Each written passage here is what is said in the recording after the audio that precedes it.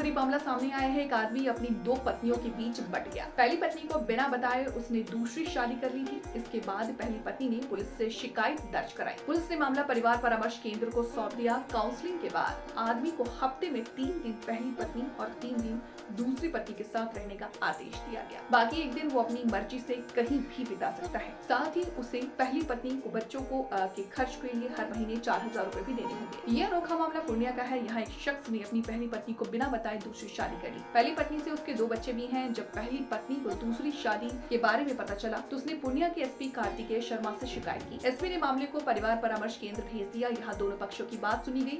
परिवार परामर्श केंद्र में पति ने अपनी गलती मानी। उसने कहा कि वो अपनी पहली पत्नी और बच्चों के पास वापस जाना चाहता है, लेकिन उसकी दूसरी पत्नी उसे रोकती है। दूसरी पत्नी से भी उसके बच्चे हैं, इसलिए वो समझ नहीं पा रहा था कि क्या करे। उसने बताया कि जब वो पहली पत्नी के पास जाता है तो उसकी दूसरी पत्नी उसे धमकाती है। वो दोनों पत्नियों के बीच के झगड़ों से तंग आ चुका है। पूरे मामले का परिवार परामर्श केंद्र में अनोखा हल निकाला। उन्होंने पति को 4 दिन पहली पत्नी के पास और 3 दिन दूसरी पत्नी के पास रहने को कहा। इस पर दूसरी पत्नी ने आपत्ति जताई। काफी हंगामा हुआ। आखिरकार पति को दोनों पत्नियों के बीच 3-3 दिनों के लिए बांट दिया गया। मतलब पति हफ्ते में 3 दिन पहली पत्नी के साथ और 3 दिन दूसरी पत्नी के साथ रहेगा। बचा हुआ एक दिन वो अपनी मर्जी से कहीं भी बिता सकता है। इसके अलावा पति को बच्चों की पढ़ाई और खाने पीने के लिए हर महीने 4,000 रुपए पहली पत्नी को देने का आदेश दिया गया।